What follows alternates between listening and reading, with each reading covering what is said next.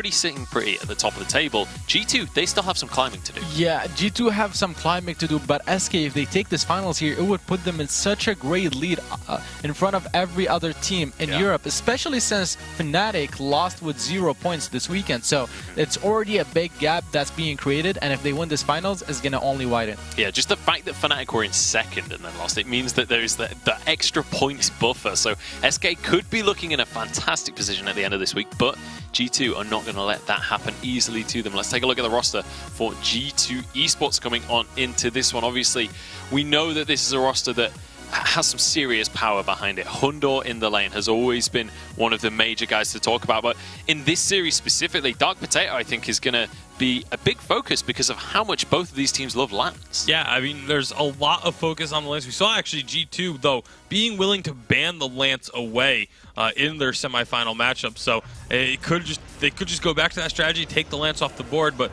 the interesting for me is obviously with Dark Potato is the matchup against Dark Potato and Tyrus, because obviously we know the Hundor versus Kvalifar is going to be incredibly exciting to watch, but it's such different play styles in the jungle between Kvalifar and Tyrus that it'll be really interesting to see that clash. It really is different styles. Tyrus is a lot more aggressive. He likes to make plays on his own, while Dark Potato likes to play around his team a lot more, around Hundor, and provide the support, play a little bit more of a passive role. So it's a very interesting matchup indeed. All right, let's take a look at their opponent. It's going to be SK Gaming. We just saw them taking out Mousesports in their semi-finals, and they're going to be coming in confident into this series. We've got Raf, Kvalifar, and Tyrus. Obviously, Hegman going to be playing in the place of Raf here today.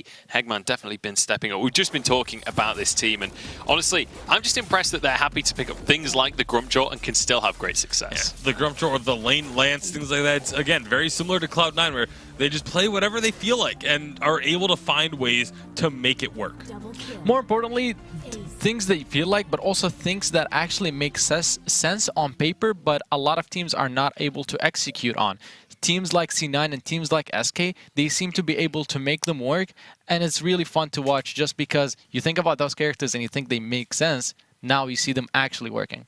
Yeah, absolutely. And it's beautiful to see teams execute on this level. And I'm curious to see what G2's strategy is going to be coming on into this one, because we mentioned this in the first draft between Mouse and SK, how it was down to SK kind of just playing their own game. Mouse had to kind of step up to meet them. I feel like it's a similar story in this one where G2, they're going to have to be trying to throw SK off of their game. But player to watch coming on into this one is going to be Dark Potato. Going up against Tyrus, we've just mentioned how strong Tyrus has been recently. Dark Potato, he's the player that has been kind of protecting Hundor in a lot of these games, and I'm curious to see him step up to that more aggressive role, because that's something we mentioned earlier on today as well. G2 have been changing up their style. They have been playing more aggressive, and I want to see more of that out of Dark Potato. Yeah, I'm not sure if this is going to be the series to really make that change, though, because again, you want to be able to go against SK's style. SK style is being very aggressive, going into the lane and trying to shut down the opposing laner, moving as a unit.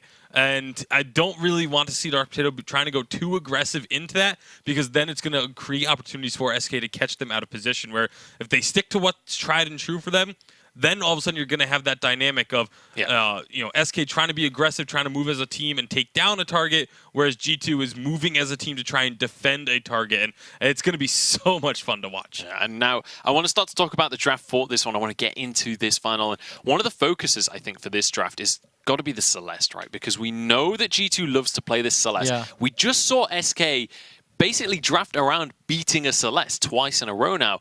Is this Celeste a safe pick for Hundor to actually go for, or do they need to be careful about this? It's an incredible point that you just made there, Munchables. SK just went against Celeste twice. They actually seemed like they intentionally gave it away to Mousesports and Tricky so that they can counterplay it. And Celeste for G2 and Hundor is a great pick. I think definitely one thing is for sure, G2 plays Celeste a lot better than Mousesports play it did. So even if SK are expecting to do the same thing, I think they're going to have a harder time to execute a counter strategy to Celeste. And another pick that's going to be very contested is the Lance, like you mentioned earlier. Yeah, absolutely. Lance should be a heavy priority for both of these teams. Obviously, we know Dark Potato loves to take that into the jungle. We know that Keanu can play in the captain position as well. Draft is going to be kicking off, though, and I'm curious to see how these guys are going to tackle this one, because over the course of the last couple of weeks, we've seen a lot of different first ban strategies. This time, G2 going to start off by banning away the Black Feather, and that kind of forces this Celeste ban. Does it, though? Because, again, SK allowed the Celeste through against Mouse, so they clearly feel confident into it, but this is going to be G2 grabbing themselves the Catherine. And I think this is actually really smart because SK have not shown that they play Celeste themselves. And so that could be potentially leaving it open a little bit later on in the draft for G2. But SK going to grab the Idris directly into the Catherine. So a very courageous pickup there. Again, if it is, I would assume it's going to be the CP Idris, because you do not play a weapon Idris into Catherine. That is just not a good idea. And there's going to be the Celeste ban because they have that Idris. Yeah, I'm really liking SK's draft so far. It's extremely smart. They're saying these are our strengths and we're just going to go straight to them and play to our win conditions. With the Idris CP that we've seen on Kvalifar multiple times now, he's extremely strong on it. They pick him up for Kvalifar to allow him and carry late game. And at the same time, they're saying, we respect your Celeste. We're not going to give it to you, especially since you have Catherine, and they take away the Celeste. So far, it's looking really good for SK. Cruel ban comes out from G2. And one of the really interesting things about the SK draft as well, they can be confident in picking up that CP Idris because Tyrus has such a deep hero pool. We just saw him playing a Grumpjaw. We know that he can play Glaive. We know that there's a multitude of these weapon junglers that you can't take enough of them off the table to completely close out this hero pool. Yeah, it's very, very smart drafting.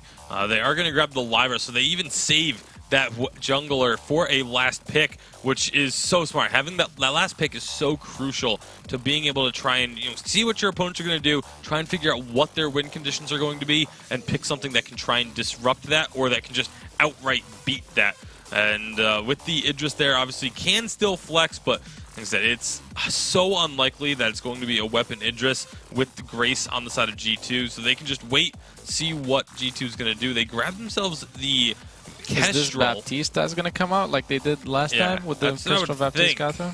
I would assume it would be the Baptiste because they have that Catherine, but it's a situation where it makes so much sense that they might be sitting here thinking, trying to do that mind games thing of being like, okay, SK would be expecting us to take the Baptiste. Maybe we need to do something else, but they are going to go onto that Baptiste, the tried and true combo.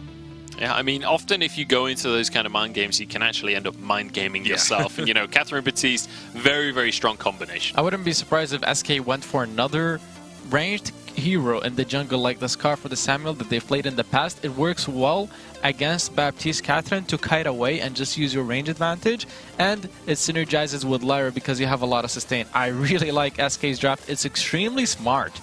Just the way they approach their strengths and identified their weaknesses that are coming from G2's composition, really like it. And they can even easily go into the double crystal because Kestrel and Baptiste are not going to be building a whole lot of defense on their builds. Like, they don't have the inventory space to invest heavily into the defensive items. So a double CP comp would not be a bad idea. All right, well, it's time to get on into this one. Hashtag Vainglory8 on Twitter to let us know who you are supporting for this one. Let us know who you want to take this final. We should be able to get on into this game. So, talking about the compositions then, gentlemen, who are the favorites coming into this one? What do they have to achieve here? I would say SK did just need to play to their range advantage. Make sure you scale the CP Idris and kite away the Baptiste Catherine when they are engaging on you. As long as they do that, they should be able to take this matchup here. All right, we'll see if they can bring that to pass, if they can make that happen coming on into this game. Make sure to let us know on Twitter who you are supporting. I know I'm excited to get on into this one, hoping for a full best of 3 for this game. But it's time to pass it over to our casters and kick off our finals here for Europe. It's Denominate and Dowsy. And this is the double crystal power composition that we saw SK run last week in the finals against Fnatic. Not against a Baptiste Catherine, but against the Vox Lance Fortress build that we've seen be popularized by a Mouse here in Europe. We'll have to see if this double CP can defeat the dreaded Catherine Baptiste combo Denominate. Yeah, Kvalifar's Idris, absolutely great. Tyra's Samuel, absolutely great, but letting a Catherine Baptiste over is something that, SK could potentially be, really regretting here, as that's so much crowd control to block.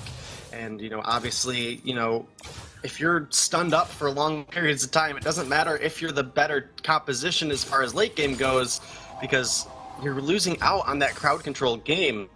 So overall, I think both of these teams have a really good draft set together, but I do want to lean on the side of G2 here. As much of a fan as I am of SK, Dowsey, I think G2 might have won this draft. Whoop, that's going to be a steal coming over. Tyra is able to secure that, and Kiana Nakoa in a lot of trouble. Just about escapes the wrath from Tyra's and this Samuel. The invade will continue here, pushing Hundor away from his minions in the lane, making sure he doesn't get that farm. A lot of damage does come out of Dark Potato. Kavalifar, though, really not hard pushing. Doesn't have any damage on his Idris, and maybe I've got a little bit ahead of myself. It is potentially a weapon power Idris for Kavalifar. He does play it. I just think it's SK's kind of little trick here in 2.8. So they figured out how to do double CP. Is going to be a Eclipse Prism, so it is going to be the double CP. We nailed it, Denominate. I think this is the best bet for the side of SK. Yes, it is double crystal power. You are making it very easy for your opponents to defend against you. Specifically, Hundor is only going to have to go into an Aegis in the late game to defend himself against both carries. The real benefit in going the double crystal, though, is that they'll be able to spend their entire time kiting away. They don't have to commit forward into a fight where they're going to be in danger of that Fearsome Shade, in danger of that Blast Tremor. In fact, the Fearsome Shade coming out I almost want to say helps the side of SK in some scenarios, because your idea is to be kiting away. The Samuel wants to fight from a distance, the Idris wants to fight from a distance, and both of them in the late game will outrange the poke potential of Dark Potato, and that is, kind of the saving grace here. I do think if you get locked up by Dark Potato and Kiana Nakoa, though, it is going to be very easy for G2 to make the fights if they can commit hard. Yeah, and yesterday we did see Dark Potato play an excellent Batiste. In fact, it was G2 playing double Crystal Power. Kavalifar here, it looks like he is dead. He will go down. First Blood goes over to G2. Hundor able to secure it. Yesterday's games from G2 against Fnatic, a double CP versus double weapon power composition. Batiste for Dark Potato, he actually went into the Echo himself. So Kiana Nakoa had an Echo, Dark Potato had an Echo, lots of CC coming out, and actually it looks like Tyros may struggle to get out this one alive. Just about survives for now. Is Kavalifar getting involved? Balasabetics coming through. Hundor wants to position in. Tyros will reveal him. Kavalifar going low, looking like he will fall, and he will to Hundor. No, Dark Potato, in fact. Hundor now looking to get a kill onto Hegman here, and Dark Potato, those empowered bad mojos doing so much damage. SK are falling behind in the early game. Yeah, they are. It does take time for both the Samuel and the Idris to ramp up, whereas the Kestrel is really decent through most parts of the game, as well as even in the early game, the Batiste is able to put out a sizable amount of damage when you manage your soul fragments properly. Obviously, getting that Reap perk procced gives you that additional 100% crystal power on your abilities. So that is absolutely huge for Batiste to continue to try to win this early game, specifically before Kavalifar gets, his ranged attacks, that Shatterglass or Frostburn online, whichever one he decides to go. I'd actually even argue that this is probably a better time to try to go with that Frostburn first, just to help keep the distance. And then same with Tyros. Go into that Frostburn first item, make it difficult for Dark Potato to get in a position where he can actually damage you. Yeah, absolutely. That's the one thing that this composition for SK has, is range over the Batiste. Both the Malice and Verdicts, when empowered, the Chakram as well from Kavalifar make up for so much range, and with a double Frostburn, they can make sure Kiana Nakoa can't get in position to be effective, Dark Potato can't get in position, and Hundor, of course, on this Kestrel, already so squishy, so if any damage hits him, it's going to hurt nonetheless, no matter what the item is. So I'm 100% on board for a double Frostburn in this scenario. Not a disliker of the Frostburn, I just think it has its place, and this is definitely a game where its place is pretty powerful. Tyros almost finds a kill. Man, G2 are so low. At this 5.5-minute mark, Kiana Nakoa hasn't been able to complete the fountain for his team. Has to backport to complete it now, but SK may look to chip away at this turret, Denomine.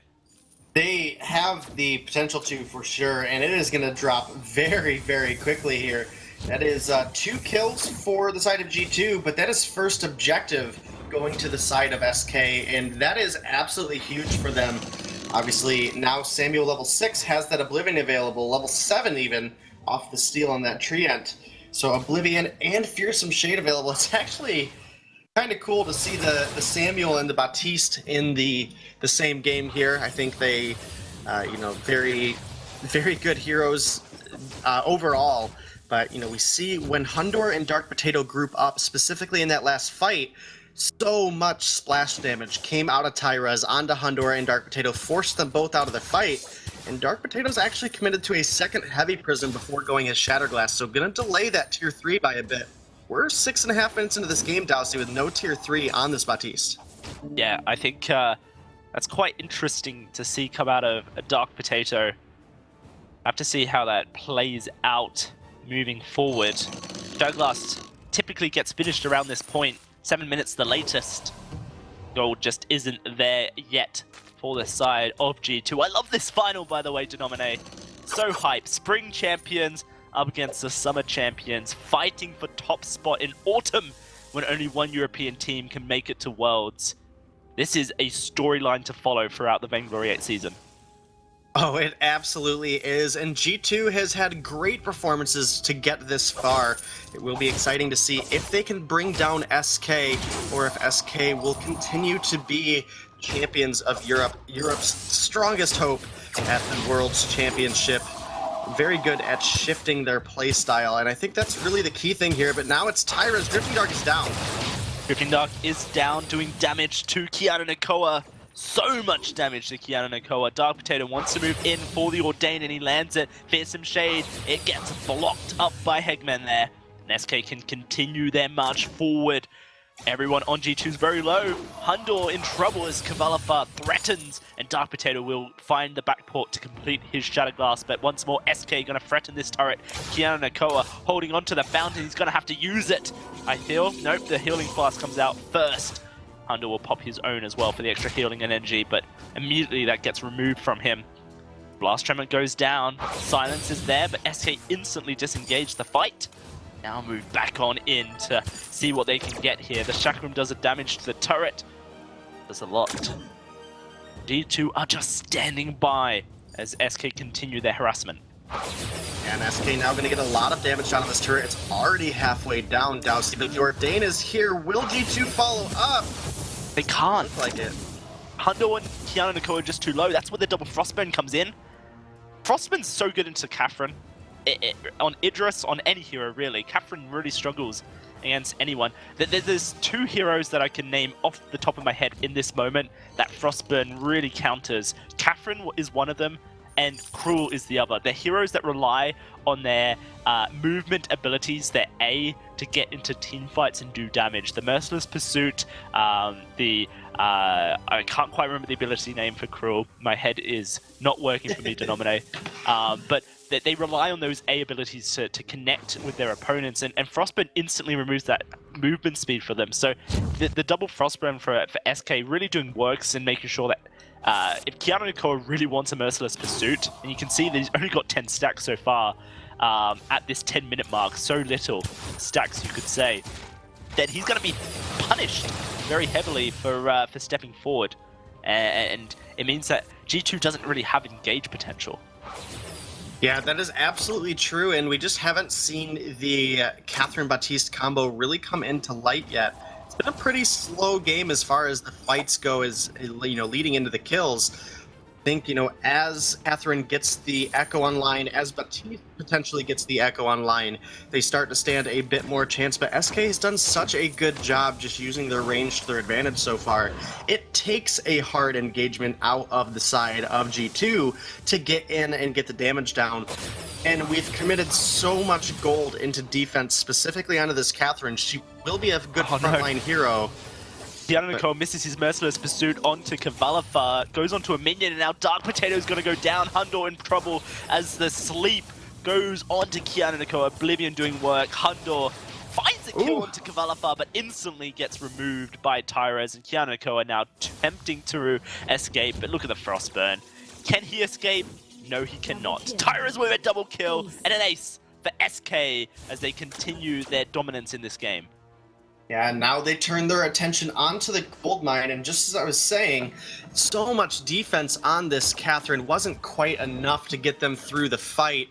Overall, you know, the amount of damage that comes through, you mentioned it, this missed Merciless Pursuit hits a minion. It did waste Kavalifar's reflex block, but Kavalifar's found a lot of damage at this point, and now Dark Potato committed too far.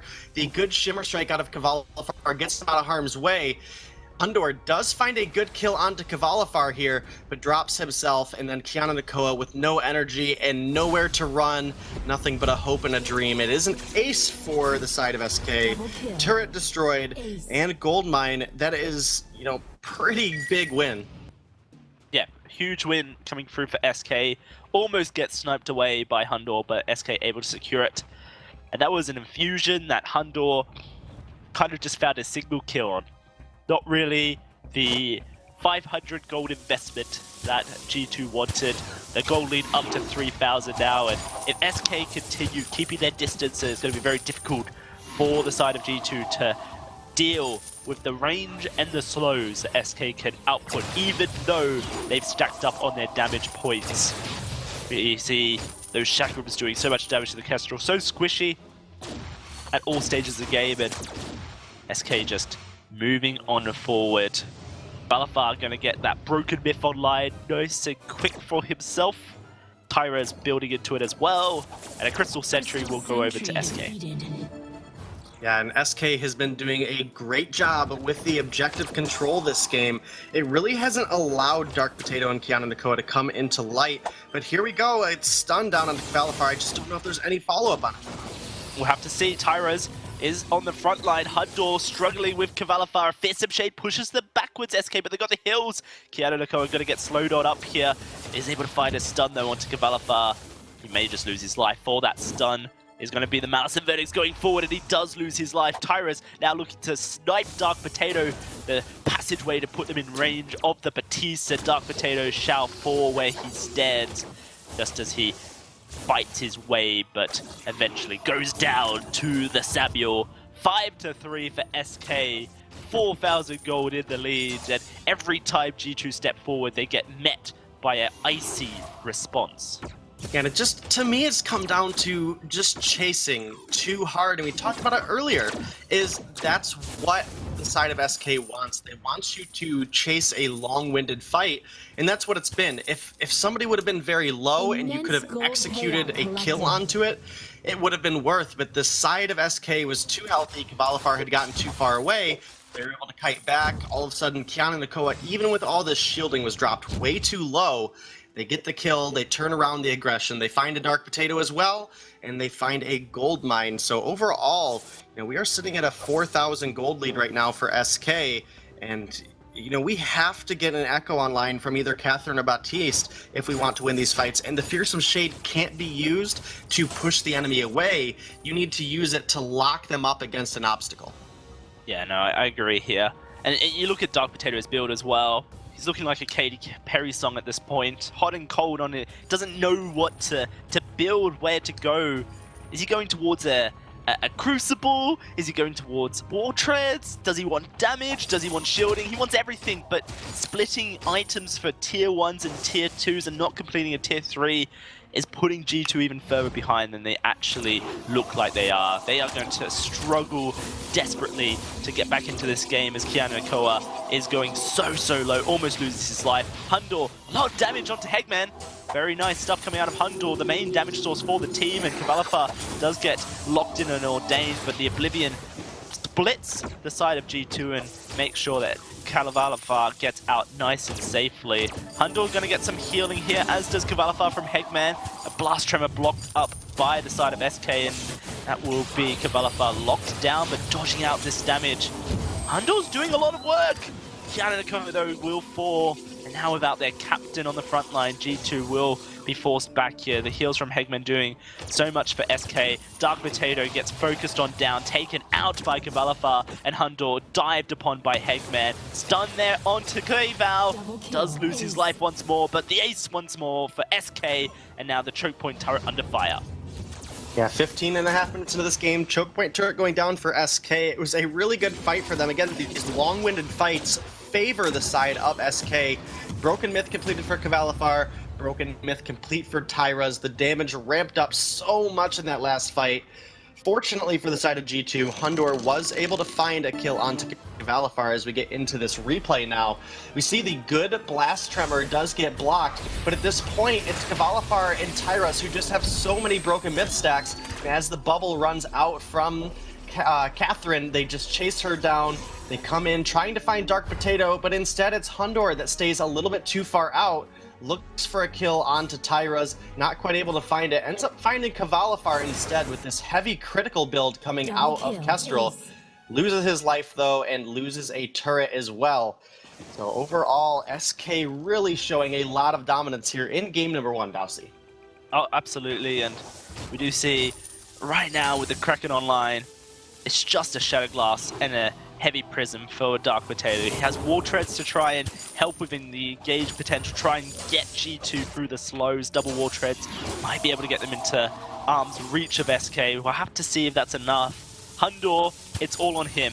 It's a moment where once more G2 put all their eggs in Hundor's basket, a place where normally their eggs are nice and safe.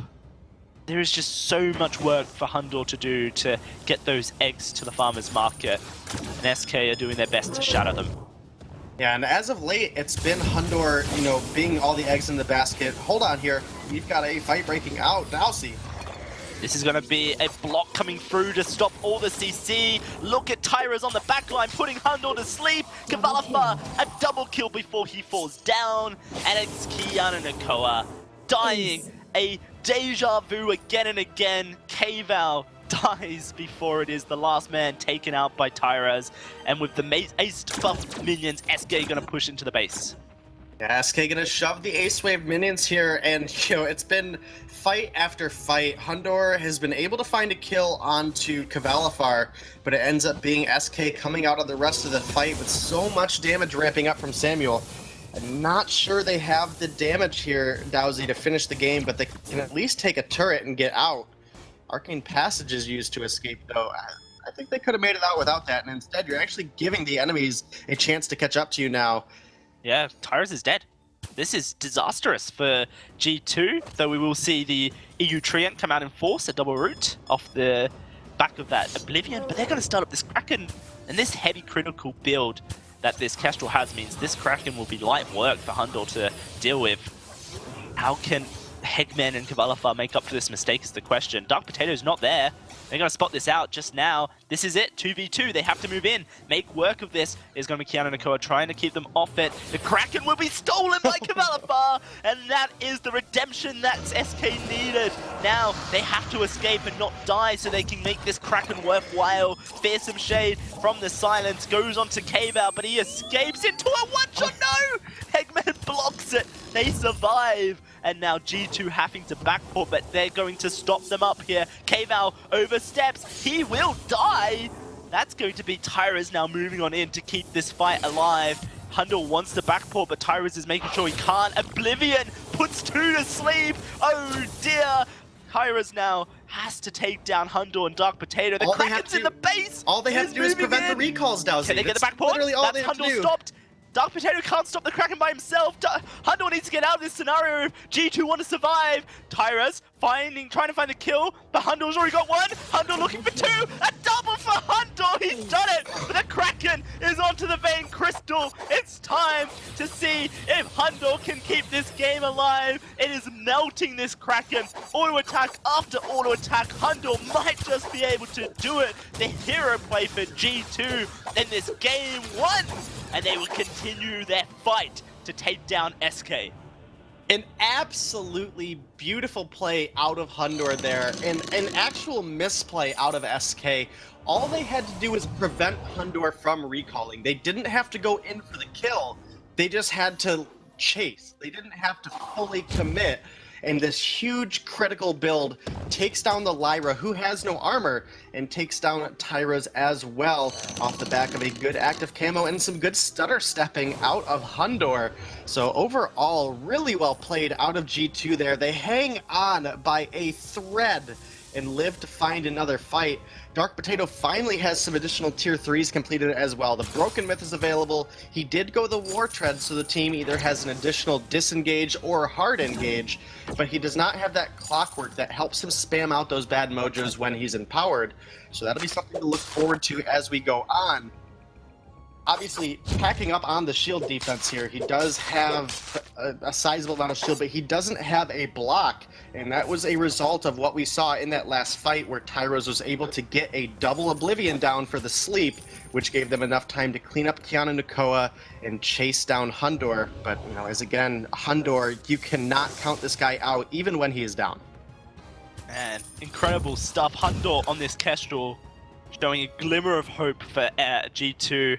Making sure they stay within a shot. Now they have one more chance, you would feel, to take down SK. We'll have to see if they're able to do it. 21 minutes deep into this game.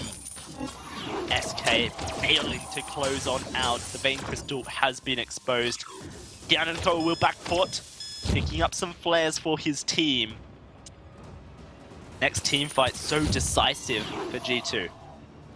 They're moving in for the fight as well. The Wartreads have been popped. Both of these teams. The Frostburn, it's gone out, but Kavalafa's in trouble. Repositions, the silence blocked again. Tyra's, a huge Oblivion puts 2 to sleep once more. But can they turn it around is the question. Very, very close to taking on Hundor and Kiana Nakoa. It's going to be Kiana Nakoa falling first. Hundor laying down damage. Tyrus is dead. Kavalafa escaping. And the healing camp over to Hundor as well. It's not all over as Kavalafa wants to move on in. Trying to take down Hundor here. Trying to get in position. Dark Potato taking low. Oh, they've done it. Tyrus is dead. Hundor last man standing against Hegman, and Hegman will go down. A double for Hundor. A ridiculous play once more. What can he do with just himself alive? He might be able to take this Kraken, actually. He's kiting very, very well. These Glimmer Shots do so much damage. He does have the Reflex block as available, but he needs to be kiting this Kraken. He's taking so much damage at this point. Let's get into this last replay, though. And this fight starts off so well for SK. They've built up so many broken myth stacks. They've chunked down Hundor. They've taken down Kiana Nakoa. But then it is just a little bit too much of an overcommit. Tyros gets blown up on the front line, and then Kavalafar decides to come back in. He did stop the recall, but unfortunately he put himself in a position where he was, you see it right here, he was right in the front line, and it was a bad mojo to the face, followed by some arrows coming out of this Kestrel. It is Hundor, the man, the myth, the legend, cleans up that fight. They solo out the Kraken, and now G2 is in a base pushing scenario. Hundor on an obstacle course to get those eggs to the farmer's market. G2 once more entrusting them in that basket. Kavalafa going to be stunned up on the front line, and Dark Potato has not quite made his way to this fight. Kiana Nakoa very, very low already. Only 600 HP left remaining, and SK are going to finish out this Kraken. G2 though, look at this. Death Bush over on the Pixel Bush. Will they catch anyone out? Is SK going to step into their trap? Hegman has a full inventory of flares and a contraption. There's no reason at all that G2 should be able to get this jump. If they do, then SK deserves to lose. As we see the flares coming out of Hegman here. He's done such a good job, but Dowsey... They haven't flared it. Tyrus is on the front line. Tyrus, he's going to go so low. Fight begins. Tyrus dead. G2, it comes up, but it's a huge Oblivion. It might be enough to get Kavalafa into a position to save the game for SK.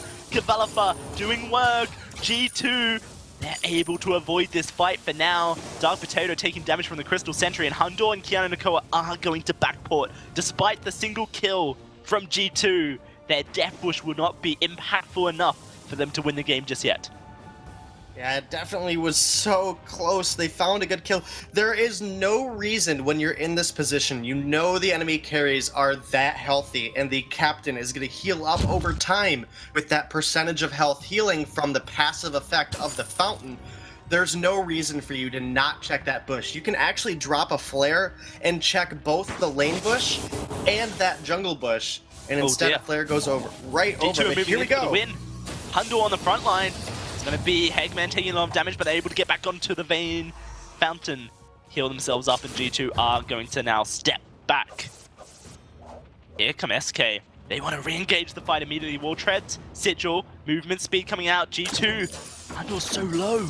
But I don't think SK are going to get into position. They are just going to be able to escape here. This Kraken should be respawning any second now. If it does respawn now, SK may just move in and try and take it. Yeah, SK in a good spot. And actually, Keanu Nakoa, 2 Aegises and a Fountain, prioritizing so much shielding, trying to live on this front line. Doing a good job, might I add. But there's no Crucible, and we've seen that Oblivion come through too many times where Hundor and Dark Potato have missed the block.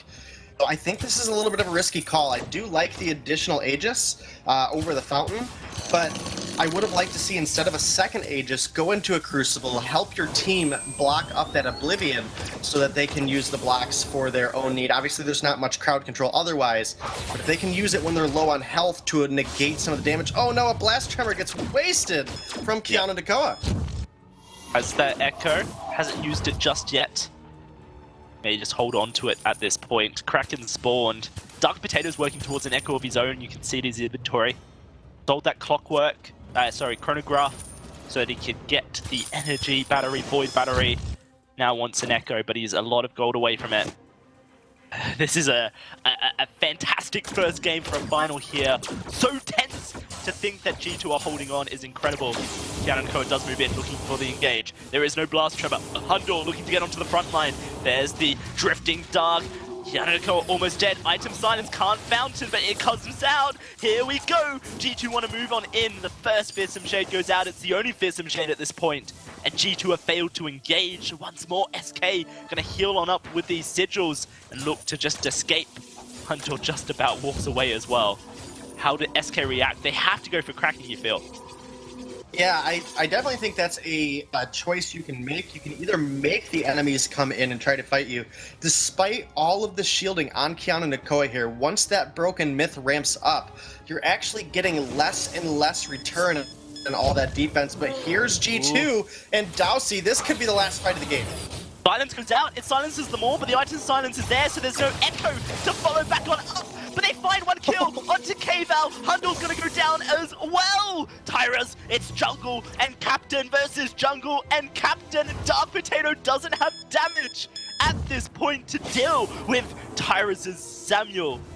How will they approach this next fight is the question. The Echo never got used on the Blast Tremor. Tyrus does get stunned up. Dark Potato in range, but there's the Drifting Dark. Balance and Verdict's doing work. Dark Potato healthy, but Keanu Nakoa taking the Kraken. The Kraken almost taking him out. Dark Potato finds the kill onto Hegman, but Tyrus is still there. He's going to take on down the Batiste, and now it is just Keanu Nakoa and Tyra's left alive.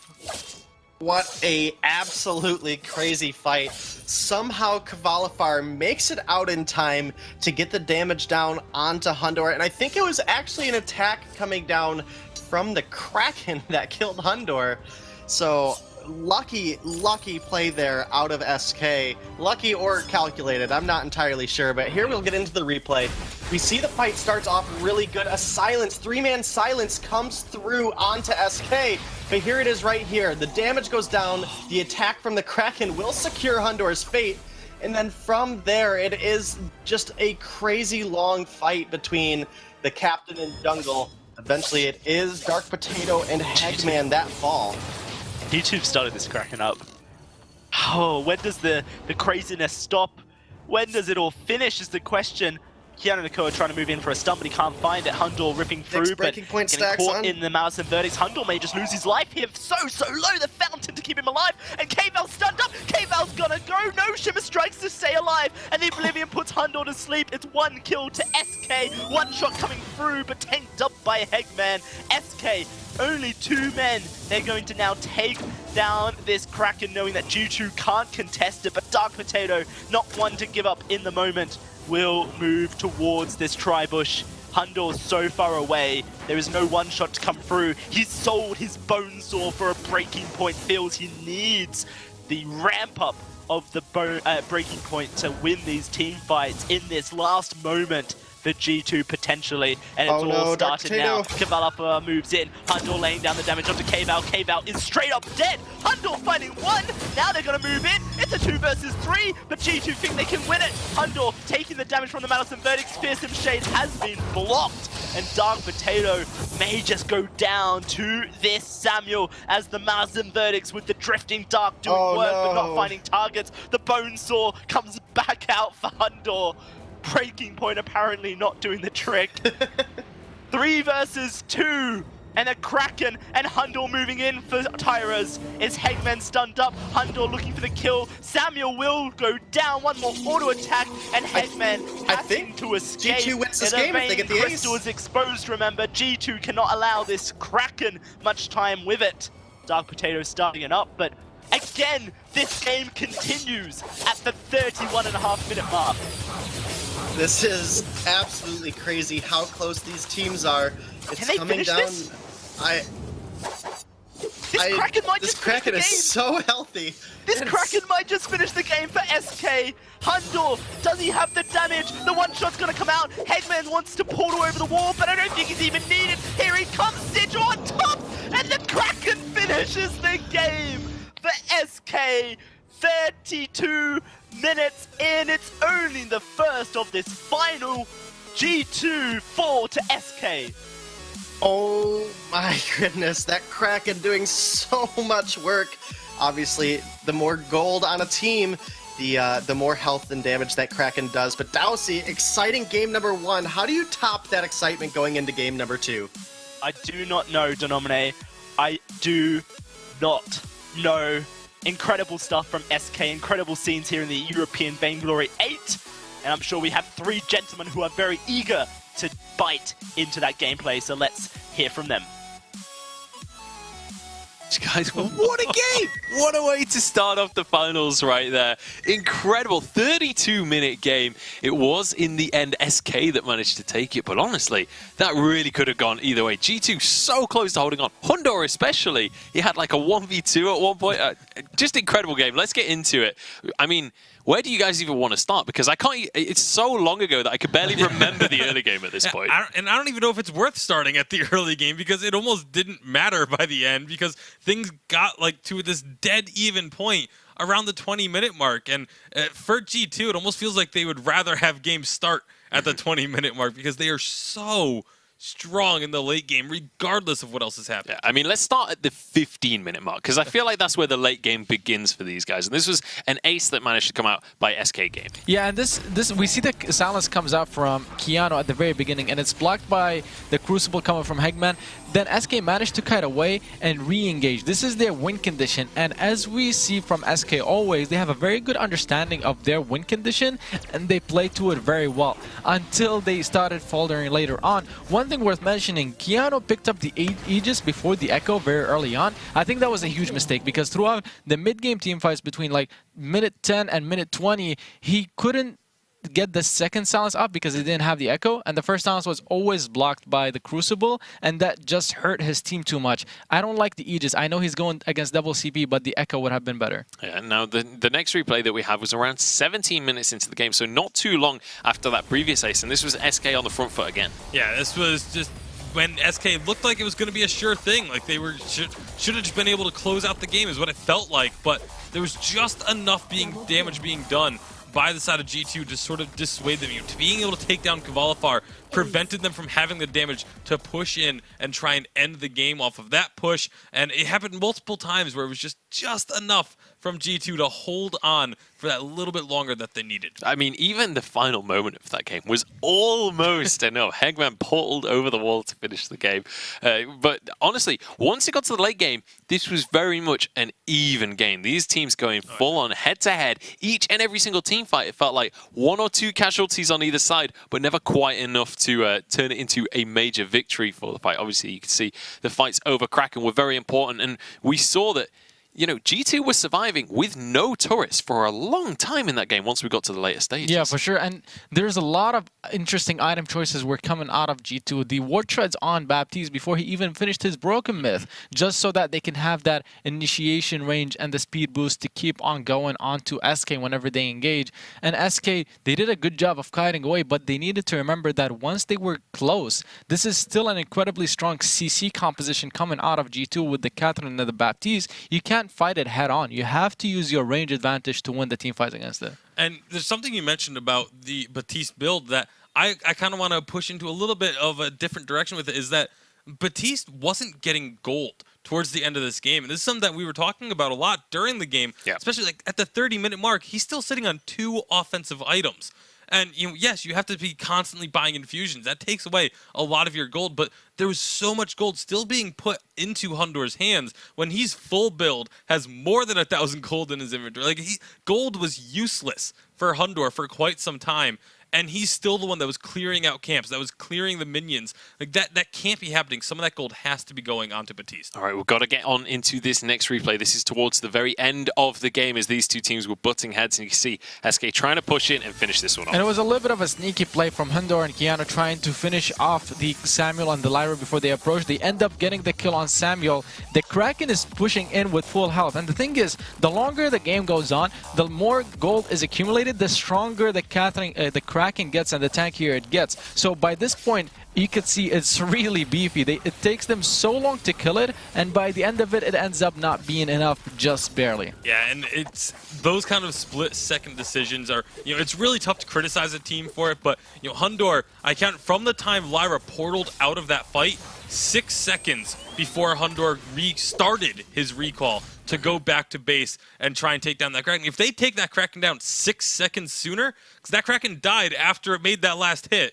they take it out 6 seconds sooner, their Vein Crystal does not get taken out in 6 seconds by SK. Yeah. It doesn't go down that quickly. So tiny little things that might have swung the game, and once you get that late in the game, those tiny little things become a much larger impact. All right, we've got to go and start talking about this next draft, because I know that was an incredibly exciting game. There's plenty more that I would love to talk about, but we've got to keep going on with this final. What needs to change here? Because both teams, we finished on 17-17. There was about a 2,000 gold difference at the end of all of that.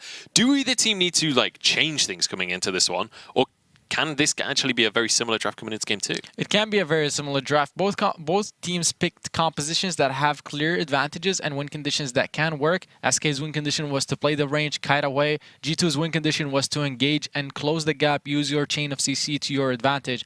So the draft wasn't the problem, was the execution and the builds. Some items were picked up at the wrong times. You could swap that around, you could adjust it a little bit and have your draft work a lot better for you. All right, well, Idris is going to be the first ban from SK Gaming. They know how powerful that can be, and they're taking it off the board. And then Catherine and Grace will be the next 2 follow-ups. Yeah, interesting to see the Grace be allowed through without Catherine being available as an option, especially because Keanu Nakoa, we talked about wanting to see him step up. I thought he stepped up incredibly well in this game in terms of his positioning. There were multiple fights where he was just body blocking all of the damage that was coming out of Tyra's for such a long time. Even on a sliver of health, he's still willing to sacrifice himself to body block for his teammates. So I thought Keanu Nakoa's positioning in that first game was absolutely impeccable. All right, well, the Black Feather will be locked in for G2 Esports just here.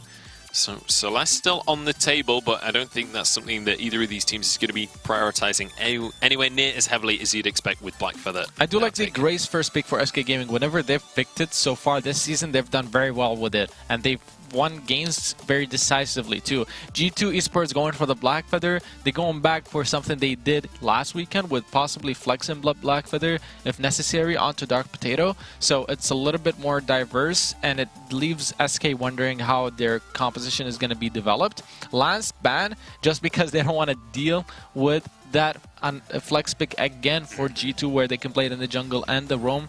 And then at this point, SK, they can go with multiple ways. They still have the Celeste open, but you don't really want to pick it up against the Black Feather, but you do have a Grace on your side, so it could still work. Yeah, well, Lyra going to come on through for G2 Esports just here. Certainly a very strong pick. It's going to mean that they can match the sustain somewhat of what Grace will offer in this game. And great for helping that Blackfeather dive onto the backline. Now, SK, they have a double pick on their hands. I'm curious to see where they go with this one. Obviously, the Celeste is available. But the thing is, it's risky going into this Blackfeather. That would very much be a show of confidence if they did pick that up. It's very risky, and again, it's not a pick that SK plays very much at all. I would really much rather see them take something that can apply mortal wounds, because there is going to be that Lyra, there's the Blackfeather. You know, you have to keep in the back of your mind the potential of an Adagio being the final pick for G2, and just making that the double heal sustain composition. But with Blackfeather and Lyra specifically, I think you need to get some way to apply mortal wounds reliably. What I would really love to see them pick is the Vox Fortress composition with Grace, just because it would work so great against the Blackfeather and the Lyra. Yes, Lyra is pretty good at kiting, but Blackfeather is a melee character and needs to stick. They don't decide that. They go with the Scarf and the Grumcha. Scarf, extremely strong late game carry, kind of works very similar to the Celeste, just a little bit safer and has stronger mid game with the poke that you're able to output. The Grumcha, we saw it against Mousesports. It was used to great advantages with the stuff that he can use. So we could see it being used onto Lyra to remove her from the team fight, and then they go on to killing Celeste or Blackfeather, whatever they decide. Yeah, we'll have to see how they're going to be able to pull that one off. The Dragon going to come out as well. That's going to go into the hands of Kvalifar. Tyra is not afraid of this Grumpjaw pick, despite the fact that it's kind of fallen out of the meta somewhat. What are we expecting out of these two compositions then? Can SK finish this one out, or is G2 going to be coming back in the series? It's going to be really interesting, because that Celeste pick coming through as the final pick for G2. It's risky against the Grumpjaw, but I think they're confident enough in it because they have the Lyra. They feel like having that extra sustain, being able to throw it on the Sigil, will be able to survive the Grumpjaw's early game, and then they can just turn it and blow him up. So it's definitely going to be one of those games that just comes down to the in-game execution. I don't think either of these teams has a clear-cut advantage. I think G2 has a clear advantage in the very late game. One Grace scales to her level 12 and gets the 3 points in her ultimate. Before that, G2 has a little bit of room to play with, especially with Blackfeather hitting level 6 and level 8. All right, we'll see how this one's going to play out. G2 are looking to rebuild their legacy, but SK are on top of things. Hashtag Vainglory8 on Twitter. Let us know who you're supporting. It's time to jump into game and pass it back over to Dowsy and Denomine. We had here Denomine, the two European giants, making headwaves, you could say, not allowing each other any room in the late game. SK did come up on top. Can they do it again in Game 2? Yeah, we sure hope to see in a game nearly as exciting as that first one. Obviously, Hegman this time around picking up the Grace, and Kiana Nakoa going to pick up that Lyra Grace. Looking to steal away from CS here, though, Dowsy. This could be a really good start or a really bad start for SK. Hegman will be able to get that front treant for himself, and the heal will start ticking away. Kiana Nakoa is doing a lot of damage, though, to Hegman. Basically makes the heal obsolete, but a great trade coming through from Kvalifar to lay down that pressure. And because that treant did go over to SK, it means that there is no level 2 available to Dark Potato, so this Crystal Sentry will be gifted to SK. Yeah, the Elder Treant there, Elder Treant. I have to apologize. I am ill. I have a flu / sinus symptoms. My brain sometimes don't work SK sets good. world record for taking Crystal Sentry before it spawns. Only Dowsy things. All right, good start for SK though. I think if Kiana Nakoa would have been able to steal away that Treant, it could have been pretty bad for Hegman. But fortunately, Grace, so much damage here in the early game, able to get that over to them in turn. As you mentioned, no level 2 for Dark Potato equals no contest over the Elder Treant. And so that is a pretty sizable start for the side of SK. Hegman's actually started with the Weapon Blade, which gave him some of that additional damage, and now in the lane here obviously helps Kvalifar get some damage down onto Celeste. That range is absolutely huge, but Tyra's gets rooted up by the almighty Elder Treant down here. These EU Treants cannot hesitate with them. Dark Potato not quite in time to make the steal though. Oh, Dowsy, this is going to be a fun one. Right, so there's no real advantage to early game out of these two teams. The late game is where the party starts. You're all invited. Make sure you turn up fashionably late as well. You want to be cool here in the Halcyon Fold. Garth, so much power in the late game. Probably the highest damaging late game carry there is right now. Maybe the argument could be made that Idris is just a little bit stronger. This Idris or Celeste. I think Celeste, if you're good with the Helios, if you're getting supernovas on an entire team, yeah. If you are literally a god Celeste, then Celeste might be up there as well. Yeah, that's true. The Black Feather definitely going to have a little bit more late game prowess over the Grumpjaw, but can't not disrespect Tyrus's Grumpjaw. Great movements coming out of G2. Everyone does come down. The Elder Treant does go over to them. SK want this fight. They've got the healings out of this Lyra. They have to be careful. Dark Potato on the front line. Cavalif are in threat as well, but they're able to find the first blood. It goes over to none other but Mr. Hegman, and they're going to continue here as Cavalif chipping away with those auto attacks. Use the boost to get into range, and the Goop will find a second kill for SK. They managed to keep Tyras alive, and now they're going to steal some jungle as well. Yeah, and might I be the first, but maybe not the last, to say just how good Hegman has made his performances coming onto this SK team. We obviously saw them switch last season over to Raph, which really shifted up their gameplay, going from the bottom of the Vainglory8 in those first couple of weeks, all the way up to the top by the end of it. And let me tell you, Hegman has come in almost seamlessly, Dowsey. He's really impressed me so far. Absolutely. Red Option, formerly known as, currently doing work for SK here under Hegman. Now SK looking to pressure down this lane, lots of damage down to Kiana Nakoa in this early game. Doesn't really have the cooldown reduction to be able to output massive heals, but he is going to be building towards a Crucible first item, which is good on Lyra. Provides more healing on the Sigil, but actually also going to be really great because Tyras is not too far off hitting that level 6 with the stuffed up ultimate. If he's able to Crucible it, then he can really turn the tide back in favor for G2. Yeah, absolutely can. Obviously, this is going to be a battle of the mages as the late game goes on, but obviously Tyra's on this Grumpjaw with such a huge performance earlier that Tension Bow double Tyrant's Monocle build, and I slightly touched on it earlier, the basic attack speed that he gets out of the B is absolutely insane for the amount of damage output he can get. You don't have to commit into any attack speed on a Grumpjaw to really ramp those attacks out quickly, as well as keep those living armor stacks built up, giving you some additional defense, which is what makes Grumpjaw just so sustainable in the early game. Yeah, there was a change to him, I believe in 2.6, which moved the ability for you to attack speed even quicker than intended. It's kind of how we've seen Grumpjaw fall out of the meta slightly. Tyras has already found one win on it today. To say if Grumpjaw can't return into the meta now that we have this CP mages so prevalent in the lane, need for weapon power junglers so high at the moment. Here comes Tyras looking for a stuffed. There it is onto Kiana Nakoa. Can't quite reflex it, but a good core collapse will release him. Tyras does get healed up through the fountain. Solar Storm blocked up by Hegman, and that directional shield on the Benediction doesn't really do any damage at all. SK gonna walk away. SK gonna get away unscathed. They still have 2 kills under their belt, but the gold lead is pretty minute.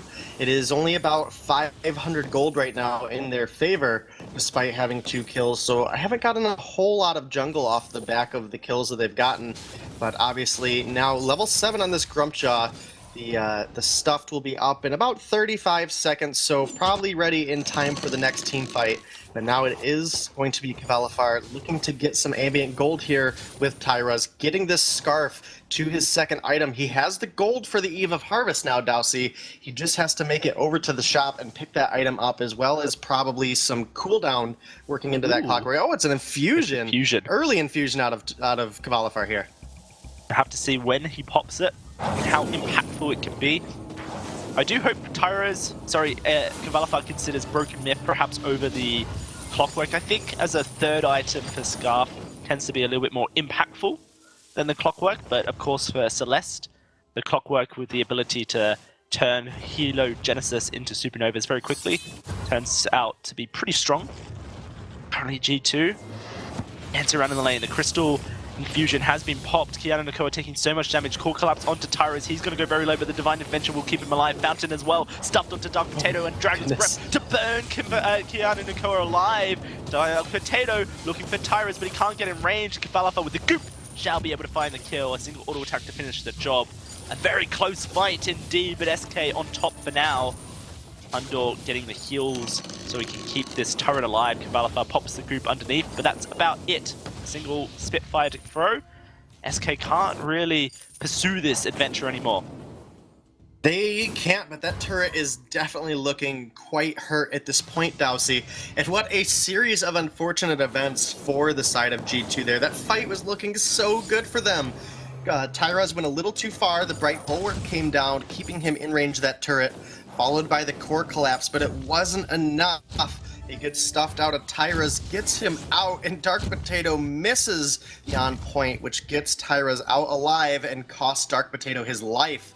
So overall, SK looking really good right now, and off the back from Hundor there, they might be able to siege up this turret. Oh no, Balafar. One Spitfire, one Goop would have taken that turret down, and he could have got out safely, Dowsey. Yep, that Goop could have definitely found the kill, but he won't be able to get it out. That turret lives once more. Balafar is going to be going towards the Clockwork second. Hundor has an infusion sitting in his inventory, as does Dark Potato. Tyraz doesn't have one of his own. Worth noting that Dark Potato can have a little bit more damage in theory. Here comes G2. With the Hilo Genesis turning Supernova, that turret gets whittled down very quickly. This range game between Kefalofa and Hundor. They try and poke each other out, but those Spitfires are connecting. There's a lot of wave clear available for both these teams. That's a fantastic goo. Everyone gets trapped inside it. The Dragon's Breath going to come out, but a stun goes on to Tyras. He's going to try and swallow up this Lyre, but the portals play shenanigans and no one gets swallowed at all. Tyras can't quite find the kill, and he will go down to Hundor. Now SK are in trouble as their turret going to be sieged. Without their front line, Kefalofa has to be so careful here. G2 going to move on forward to try and finish this turret, but the wave clear doing some work for sure. Turret still taking damage through that shield. Kefalofa can't quite keep them at bay. Overall, that was a good turnaround from the side of G2 there. Tyros went a little bit too far, not quite able to find the damage. Even with the Divine Intervention, he wasn't able to live long enough to get onto Celeste fully committed. Balafar is going into that Clockwork for his third item, as we see the Void Battery and the Chronograph in his pocket. And Hundor appears to be doing the same, but now, will we get to see this turret finally fall? Blackfeather and Celeste are here. Dowsey, this is a good position for SK to be in if they can find one Spitfire onto that turret once the minions get there. Yeah, it's going to be Dark Potato moving forward. Oh, gosh! Supernova! Kefalofa's dead! G2 bait SK in, and they take down the wave clear and the carry potential for SK. I don't think that Tyras and Hegman can really afford to defend this turret too deep at risk of losing their lives. It is going to be G2 moving forward to take the first objective of this game and the gold lead for themselves. Yeah, good turnaround there from G2. They've been able to find Tyras in the past two fights. Again, this Grumpjaw, not quite the carry he used to be. Tyrant's Monocle is online, but he's going to need to get that other Tyrant's Monocle out and then slam out some defense if he wants to have the same effect that he had earlier today on this hero. Balafar got absolutely deleted in that last fight, though. A good Supernova coming out of Hundor, closed him out. And, that gives just enough gold over to the side of G2 that Hundor is actually ahead in his build now by a little bit. Nothing major, but both Clockworks complete. But the Piercing Shard is available on Hundor, and Balafar's not quite there yet. Now 200 gold away. He's not going to have that Broken Myth just yet. That's when Scarf becomes a monster. Get those stacks ramping up and the Dragon's Breath just so scary. SK are going to move, try and back into position to get this turret. Good damage onto Hundor, but Kiana Nakoa can heal it. Is the Lyra versus Grace, the late game healing in these team fights. So slow as well.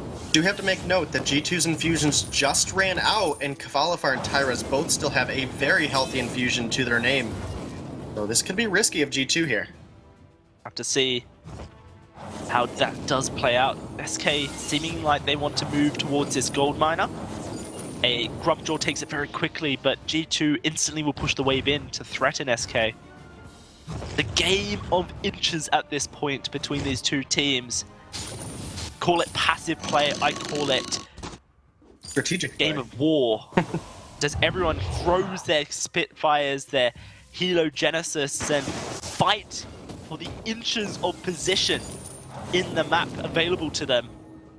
The abilities for engagers as well.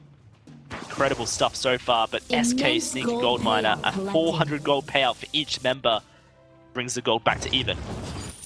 Yeah, it absolutely does, but Hundor is getting so close to that broken myth while Kvalifar trails by about 1,200 gold here. So overall, still got an advantage on Hundor, and this is the position that Hundor likes to play in. He likes to get a little bit ahead as the game goes on and really turn the fights quickly, and that's what we've seen so far. This turret is still alive for G2, Dowsy. And as Hundor gets his chance to shop here after he clears this wave, he should be looking to get that broken myth online, and Celeste is going to be that much bigger of a threat going forward. Sure is. Has that ready to go once he gets back to the shop, and he is going to finish the broken myth now. Kvalifar prioritizing tier 2 boots puts him behind that fight for power. With that broken myth, G2 may just try to force something immediately. Let's see how they play it. No infusions though, the infusions are still there for SK. SK looking to fight with them. Hegman taking a lot of damage, but as does Dark Potato. It is going to be the disengage coming through from both these teams. Kvalifar does get tagged up. 5, 6, broken myth stacks a Solid Storm. Almost takes down Kvalifar, but the reflex block protects him slightly. SK will disengage. Yeah, that was a really good start of the fight there for G2. Hundor did pick up a level 12 infusion with that broken myth, and we saw that damage coming through in that last fight, but here we go. He blocks the core collapse with a Crucible. Dragon's Breath going to come on through, but there is no broken myth. Kvalifar trying to find a kill, but they've lost Tyras. Kvalifar deleted. Broken myth at 8, stacks 9, as Hegman will go down as he does his best to survive, but he cannot forever. An ace for G2, and the broken myth providing too much for SK. Yeah, and we've seen that huge spike of damage onto Kvalifar. We'll get into it here. Tyra's made a good play coming up from behind, blocked up the core collapse, but it wasn't enough. The stuffed missed. Then obviously Hundor building up those broken myth stacks. 771 Supernova blows up the dragon, and just like that, it is Hegman. 3-man Holy Nova does buy him some time, but it also buys G2 a turret, a Kraken off the back of that ace, and G2 obviously not wanting to out here, want to push this to a game 3, and they are in a position, Dowsy, where it looks incredibly doable. Do you know how much gold Kvalifar is sitting away from getting himself a broken myth? A whole 700 like gold. 700? Guess what Still the price of travel boots is? Yeah, but Hundor's got an Aegis for himself as well, so overall, Hundor very far ahead right now. The difference is just the priority. Hundor, focus damage first, boots second. Lots of damage coming down. Kvalifar wanted that speed, and now he's paying for it for not having the gold to take a broken myth for himself. Clockwork third item on Scarf provides an issue if you are behind, and currently SK struggling to take this Kraken down. G2 want to force the game. They are having to make sure they don't overextend. Kvalifar dodging out the damage, and this Kraken should go down. One turret away for G2. Tyras wants to re-engage, but a good block comes through, and it will not be a stuffed onto Dark Potato. Kvalifar has it. The broken myth on this Scarf. A turning point potentially for SK. It is potentially, but it is easier for Hundor to land those Heliogenesis onto the Scarf because there's, obviously no need for Tyras or Hegman to body block. In fact, you'd just be giving Hundor more team-wide damage if you attempted to do so. So Scarf isn't able to find the same amount of damage onto the backline, and Unfortunately for Dark Potato, he is sustaining very well in these fights. And oh my goodness, even with 3 broken myth stacks, 700 damage coming out onto Kvalifar there. This is not a good position for the side of SK to be in. They are struggling in this game to hold on. G2 will continue their terror. And Hundo and Dark Potato are so threatening to this Scarf. It's not like Dark Potato really has damage for himself. He is just a tanky frontline. Hasn't even finished the Poison Ship, his second tier 2 damage item. But it is not a matter for G2. They have Hundo to consistently lay down the damage, and it's just working out so well for them. Yeah, they just literally need Dark Potato to be a tanky frontliner, and he's so good at doing so. And that's kind of the real threat of picking a mage into a Blackfeather into Lyra, because Blackfeather can obviously dive in, Lyra can dive in, use the Imperial Sigil, and it's worked out so well for them. Dark Potato survives so long, it lets Hundor barrage in from that backline. And that's really where we've seen them winning out on the fights, is when Dark Potato gets in and just is a absolute nuisance, and Hundor is allowed to be safely on the backline. It is just too difficult for SK to find the damage they need. Kraken is respawned back on the board, and I think G2 is in a position they can take it. Look at the damage this Celeste does. Dowsey, I don't know if SK can make it over in time. Hegman is here. Yep. Body blocking onto the Scarf makes it so difficult. Tyrus is coming from a bottom angle. They're looking to get on in, but the Pride Bomber prevents them, and then Kraken will go over to G2. Dragon's Breath, there are no broken myth stacks, and now Kvalifar is almost dead. Here comes the Solar Storm. Kvalifar would dodge it, but now Dark Potato on top. Divine Intervention. Tyrus swallows up the Celeste. They're going to spin him back out. Kvalifar trying to find the damage, but a Core Collapse stops him. Kvalifar almost dead. It is going to be 2 kills to G2 and a third to come through. We're going to a game 3 here, Denominate. G2 trump SK here and made it look easy as well. They made it look very easy as these fights went on. Obviously, it was SK in game number 1 that came out of the back of an incredibly close game, Dowsey. An incredibly close, incredibly long game. But G2, that was a pretty convincing win here out of them. 4 turrets still stand, and we'll be getting ready for a game number 3. Not quite as exciting as the first one, Dowsey, but definitely up there. Man, they cut 13 minutes off the game time. I think that's a win as far as Europe is concerned. 1-1, tied up as we speak. G2 not ready to allow SK a second win here in Europe. Let's hear from our analysts.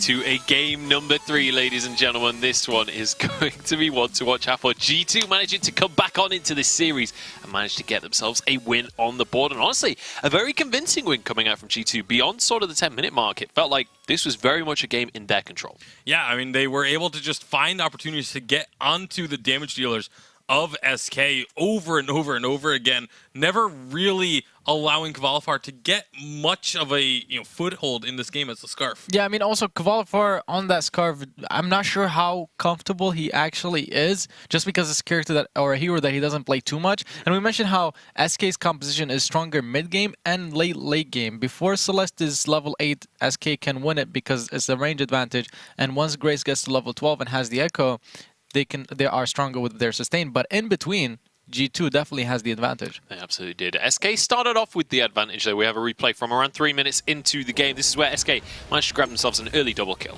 Yeah, and this early damage coming out from the Grumpjaw was just really strong. They were able to use the the kiting, but G2 just turns this around, tries to get back into this fight, which was a bit of a mistake. They were just a little bit too aggressive, trying to do a little bit too much. What their composition was capable of at this stage of the game.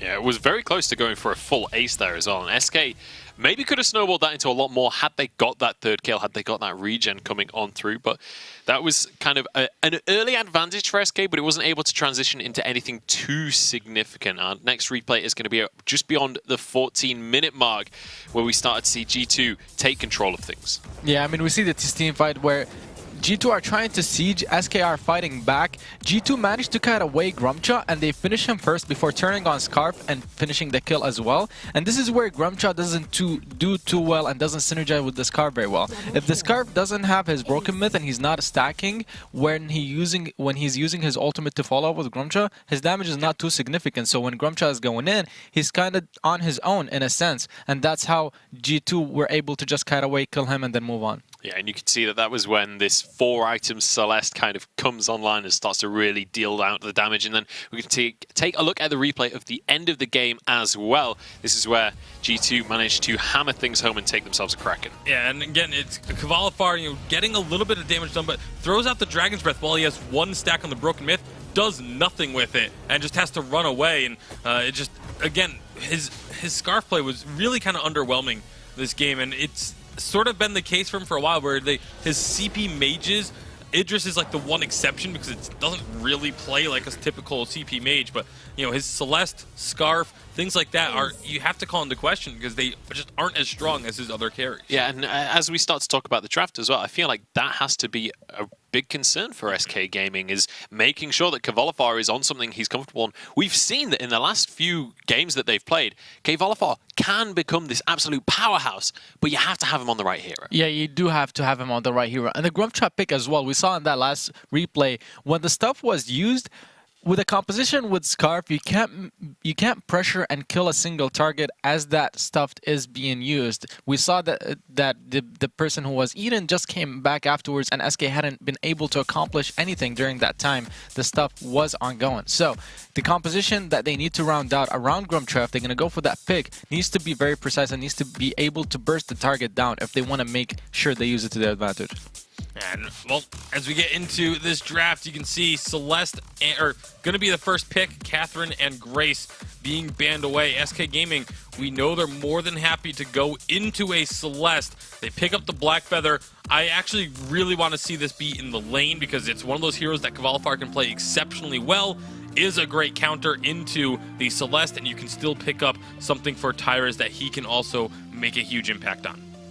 Lyra going to be banned away as well by SK Gaming. They're fed up of that sustain, and there's the Idris ban, making sure that they can't flex that Black Feather as easily. Yeah, Keanu had a great game last game on Lyra, especially during that Kraken secure. He put his bulwark and stopped the Grumcha charging in and made SK able, or made G2 able to secure that Kraken. The Idris ban, it can Kvalifar off of his most comfortable heroes. That's a great strategy coming from G2 because Kvalifar has been the pillar for this team as far as these last 2 weekends. So if he's not on a character or a hero that he can perform very well on, you're already taking so much away from SK. All right, well, Cruel has been locked on in here for Dark Potato. He wants to be aggressive in this one. The Lance was picked up by SK as well. This is something that we were talking about being a really important pick for both of these teams in this series, and it's going to go into the hands of SK this time around. Obviously, we saw Kval playing that in the lane earlier on today in their semi-final, but it seems like in this series, they can't really mess around with the picks as much. Yeah, I still think that the Black Feather would be best suited in the lane, especially with the Kroll there. Kroll can get into Black Feather's jungle pretty easily with the Arden assists as well. So Arden, I was going to say they needed to go for either Arden or Finn on the side of G2, but now SK, they can go really wherever they want with this. They have a lot of options. They can put Tyrus on one of these mages if they want to have that massive CP threat coming out of the jungle, and just put the Lance into the captain role and have Kvalifar be the Black Feather. And it is going to be a Petal coming out to counter the Krull. Can also counter the Arden a little bit here, and the only thing they really have to worry about with the Petal is going to be the Celeste, but Black Feather's there to deal with that. Yeah, absolutely. It kind of counters in both the carry and jungle position. What are your thoughts on these drafts coming out here, Zoro? I mean, what I'm looking at right now is if SK doesn't get a huge advantage mid-game, they're going to lose the late game really hard just because Celeste is extremely strong against Petal and can eliminate her minions very easily. On top of that, Arden is actually a great pick against Black Feather. There are only so many sorts of peeling tools in Vainglory. There is healing, there is barriers, and there is CC. Black Feather is great at avoiding CC because of his Rose Offensive. So you avoid getting a CC composition against him. You just go for the barrier to peel for the Celeste, and that's exactly what Arden does, with the exception for his Gauntlet that can also be used for CC. Yeah, so the gauntlet will be very important on this one, but it's more about how he can use those shields to protect his carries. What are your thoughts on this one? How do you expect this game to play out? I expect the side of SK to be very aggressive early on with this pedal, try and shut down the Krull, and then try and focus that advantage up into the lane in order to get Blackfeather ahead. Early on, Blackfeather's going to do great in lane against the Celeste, but if he gets to the late game, like Zoro said, if they have any sort of advantage, SK should take this. All right, it's time to get on into the third game of our final. Hashtag Vainglory8 on Twitter. It's SK Gaming against G2 Esports, and it's time to jump on into the map.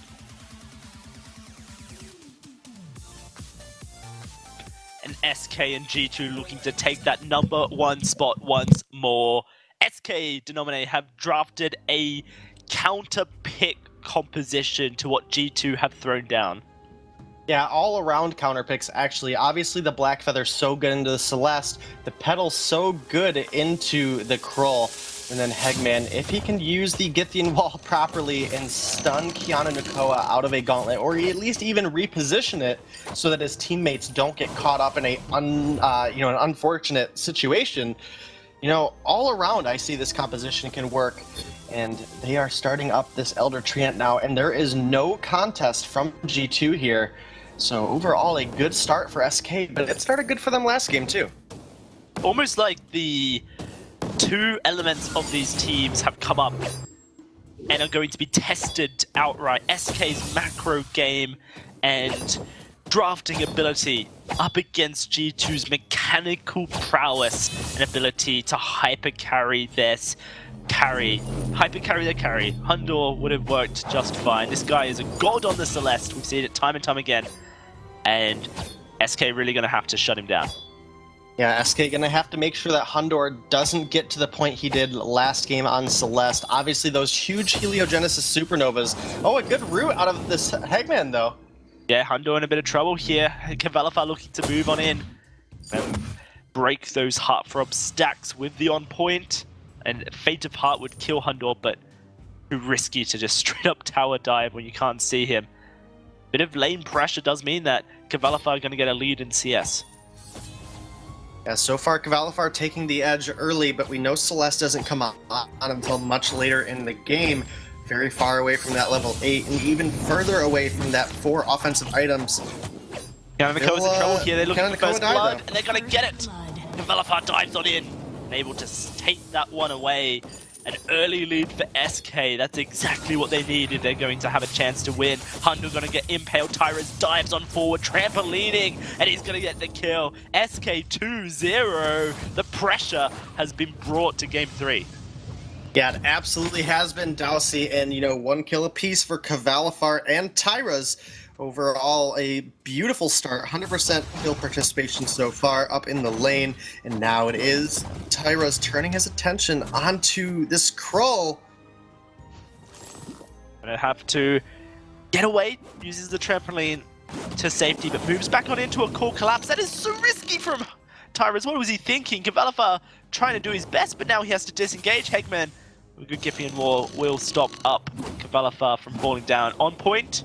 He still, no, couldn't quite see it, wasn't in range, and now Cavalifar is dead. Cruel will make light work.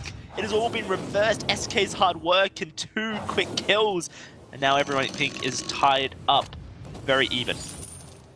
Yeah, so far a good answer back from the side of G2. Hundor, level 3, has some additional crystal power built up now. And Dark Potato working into that tension bow. That's kind of really where the Krull can start to take off, is that big upfront burst of damage when paired with that Deadsman's Rush. And it is now just Hundor pushing back SK, looking for some safety here. Obviously, Petal has a huge advantage over the Krull, but the Celeste has a pretty sizable advantage over Tyrus, so he does have to be very careful when he's here in the lane. Right, in the late game, a Supernova should be able to take out the minions. Cavalifar, that's a cool collapse onto him. An impale onto Hundor, though. It's going to be SK looking to re-engage the fight. Tyrus wanting to get on in range, those minions not quite finding the damage just yet. SK, can they keep the pressure up, I guess, is the question. Hegman's impales have to be on point. Yeah, they absolutely do, and so far we haven't seen them landing, but just as I say that, there's a double that lands onto Hundor and Kiana Nakoa. but locking targets up and allowing Petal the safety is really the win condition here, because as we talked about, that Celeste in the late game can just obliterate the Munions or just go right onto Petal herself. So we'll have to see as this game goes on. It is now SK looking to shop, though. Yeah, it is, and it is going to be Serpent's Mask picked up first here for Cavalifar on this Black Feather in the lane. Pyrus, will he go Frostburn or Shadowglass, I guess is the question. You have to think that in this game, a Frostburn could be pretty good just due to the fact that you're up against Cruel. Yeah, absolutely. Keeping Kroll back is an absolute key point in how Petal is going to be able to survive these fights. So the Frostburn would make the most sense, and then probably into a Broken Myth thereafter. Now Kroll rotating into the lane. Hell's Heart not quite available, but Spontaneous Combustion for Tyraz is ready to go. It is just going to be Kiana Nakoa recalling to pick up that Fountain. Yep, Fountain will be picked up this time in a decent position. Kiana Nakoa has had a bit of trouble with these Fountain timings, but these backports does mean SK once more going to move into position to take this turret, and first turret will go to them. Bad rotations from G2, opening up the door to SK. Yeah, so far SK in a comfortable spot. They aren't really as far ahead as I would like to see out of Tyraz on this Petal, but they definitely can get to that point. Infusion picked up for Cavalifar, looking to find some damage. Yeah, lots of damage over to Dark Potato, but no real way to follow it up. Maybe SK turn towards this gold miner. Sitting 2/3 full at this point would provide a pretty hefty gold payout now that it provides a 400 per member rather than 300 when it's at this stage. It's basically the old gold miner payout. So SK could start it up, but with G2 in position, they would have to be ready to fight. Yeah, and I'm not sure they're at that point yet, but you know, as far as SK goes, they need to find something. Both Tyraz and Cavalifar early infused here, and they are looking to get a Crystal Sentry, but I don't know if that's really enough to make use of your infusion. They need to find a fight or a gold mine here and really push the side of G2 back. Oh no, Hegman's in a lot of trouble here. Gonna be Cavalifar diving forward onto Hundle, blocks up the core collapse. Hundle now trying to run Cavalifar, trying to get on top of him, trying to find the execute. Can he get it? Yes, he can. Hundle finds the first, and now it's Dark Potato the second to go through. A double goes onto Cavalifar, and SK able to turn Hegman caught out into an advantage for them. Yeah, it really, you know, was so close. Hegman was almost dead. As we get into this replay, we'll see here, Hegman drops so low, stunned up, but he gets out, the fountain goes off, Cavalifar finds Hundor over here on the back line, and then it is Tyraz cleaning up some additional damage as Cavalifar turns his attention back to Dark Potato. 2 kills there for SK, and, you know, turret was already down, but they do secure themselves a gold mine. Now 2,400 gold in the lead. SK is in a pretty comfortable spot as long as they can keep Dark Potato and Hundor down. Yep, that level 5, level 6 infusion making work for SK. They found their investment there for sure. Now how far can they continue to push this game? The Crystal Sentries respawn. They've taken down 1 life already. SK likely to continue rotating into the jungle to threaten that so that they can continue fighting G2, and that's exactly what they do as we say so. Moving in, Crystal Sentry will just go down. G2 not even looking to contest it. 1 more life remaining on that Crystal Sentry.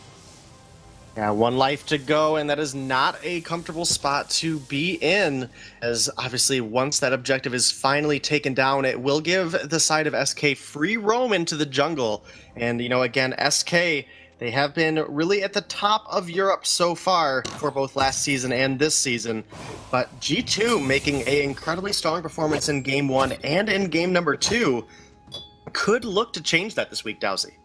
Yeah, we'll have to see what happens. If G2 can hyper carry back into this game, it'd be a spectacle.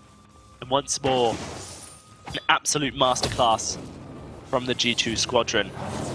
Cavalifar taking a bit of damage. Pyrez is rotating up into lane. Kiana Nakoa has his gauntlet available. This is a pretty big time for G2. See how they use that gauntlet, whether it be offensively or defensively, to keep Hundor alive. Currently SK just very content pushing the wave in and then moving towards the jungle where that Lance has a lot more power due to the tight corridors and the stuns that Giphy and War can provide. Oh, absolutely. That is not where you want to fight a Lance. Is anywhere where he can stun you up with that Githian wall. And so far, it is just Hundor trying with the best of his life to hold off on this turret. He's not quite at the power spike that he needs. He is level 9, so he has the overdriven range of those Heliogenesis, but he does not have the build to really ramp up the damage. Obviously, the Frostburn and the Eve complete, but no Broken Myth, no Clockwork, as SK works. Gets stunned up by a Hell's Heart. SK immediately disengaged and Hundor in a lot of trouble as Cavalifar dives immediately on top. No Fountain can save him. A kill for Cavalifar, and the Gauntlet may just stop up SK. No, Giphy and Wall. Dark Potato should go down. Gets a smite!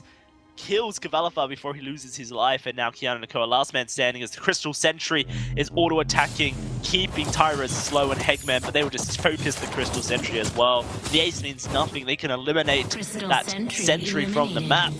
SK continuing their reign of terror in this game, 3k gold up. Yeah, they didn't get the gold mine, but finding 2 kills and a Crystal Sentry is almost as good. So there's still time for them to take that gold mine, as it is not quite full yet.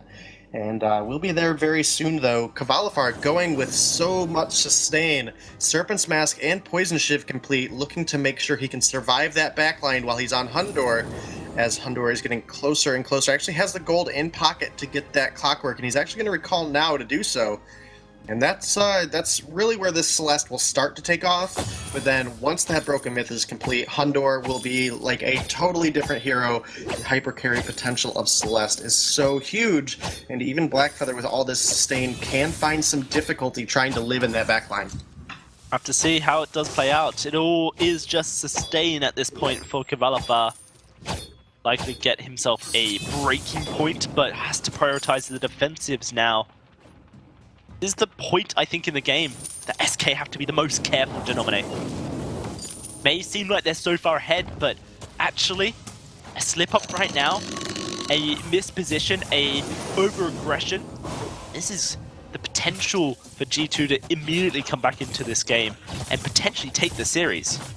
Oh, they absolutely could, but SK is starting up this gold mine now, and there is absolutely no ray of hope for G2 to make it over here in time, so that's just going to extend SK's lead a little bit.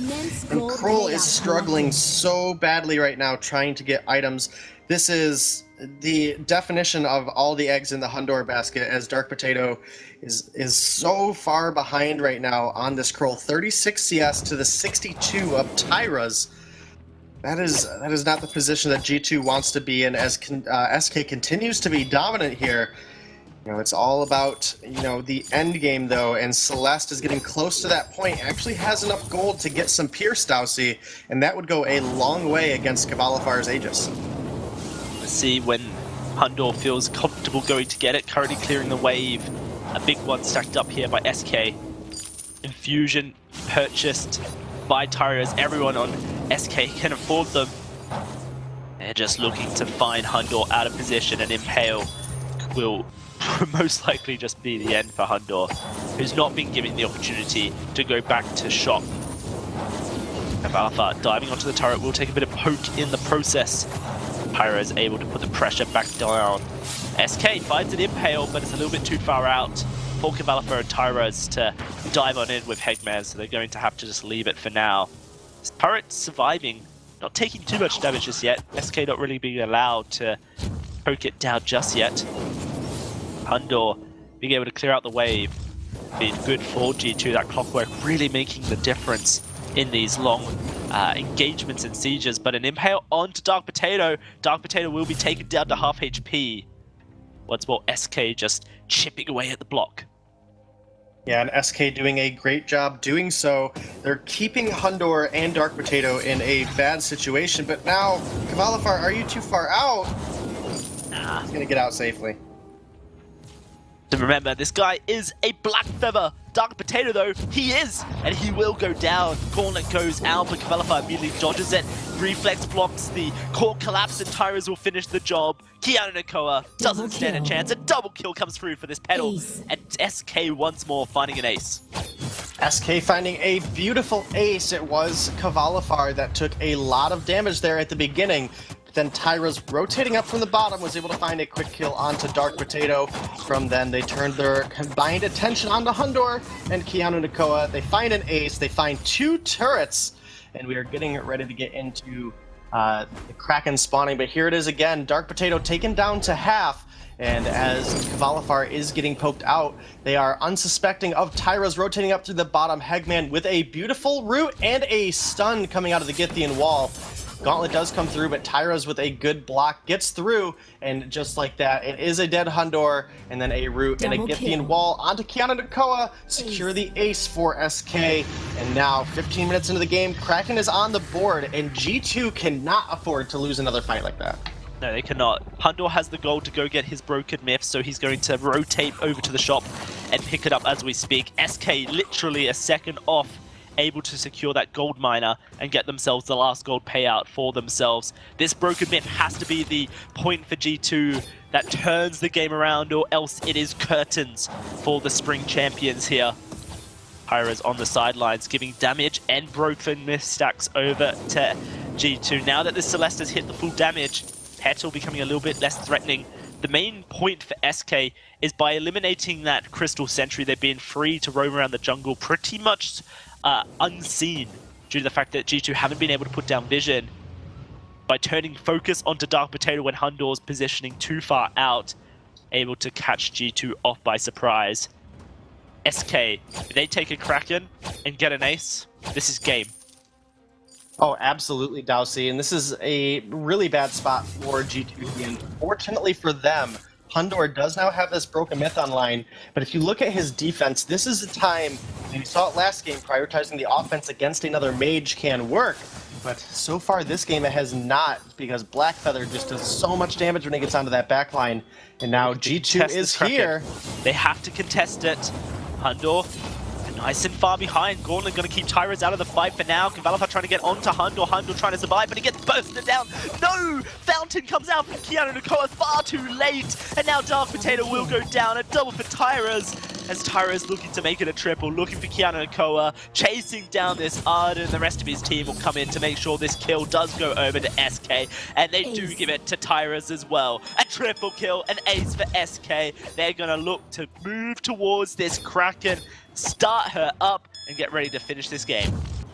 Yeah, definitely looking to be so, Dowsey. With the death timers the way they are, there's almost no chance for G2 to come through on anything here.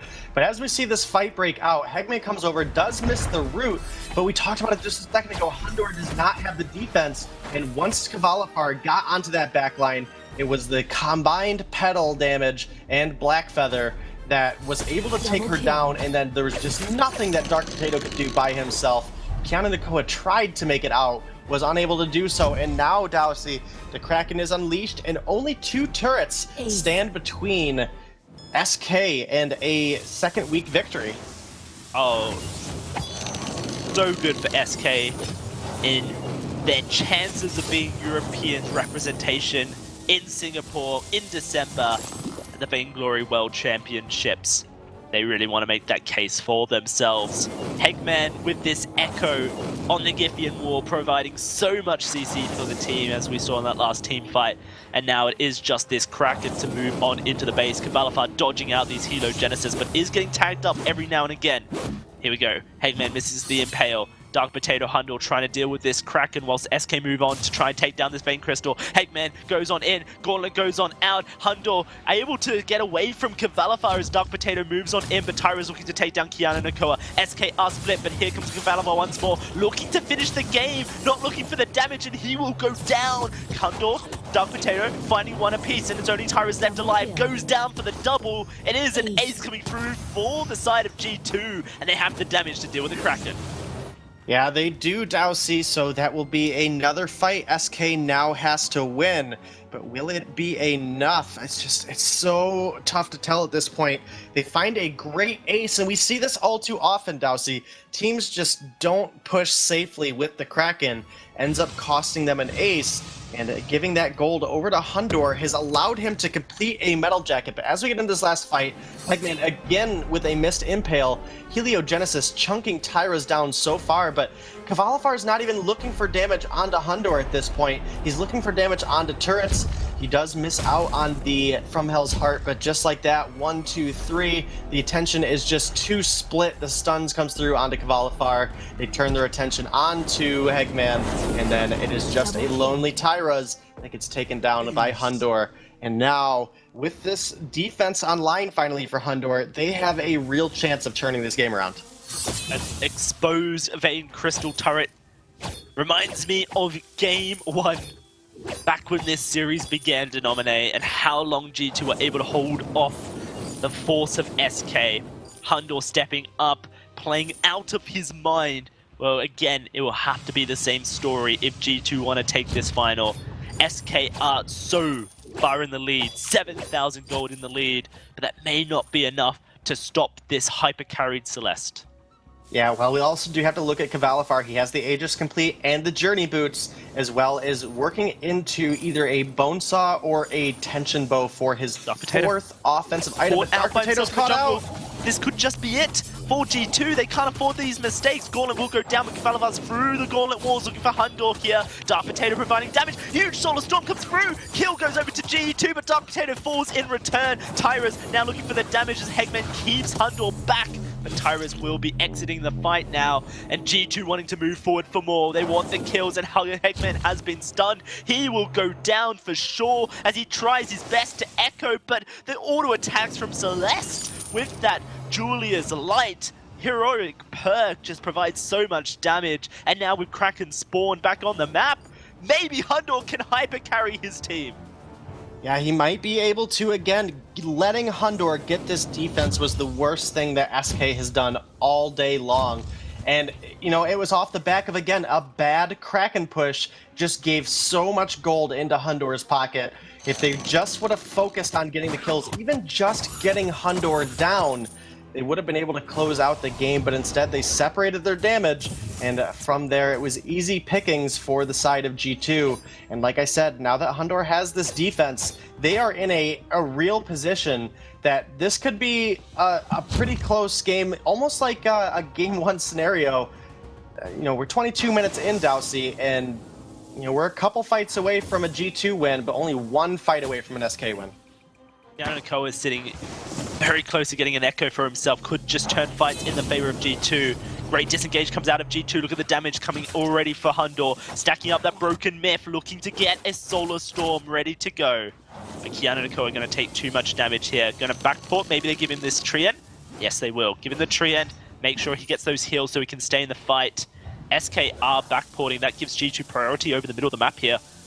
How do they use that priority is the question. Maybe they can't even do so. The minion wave pushing means Hundor has to deal with it.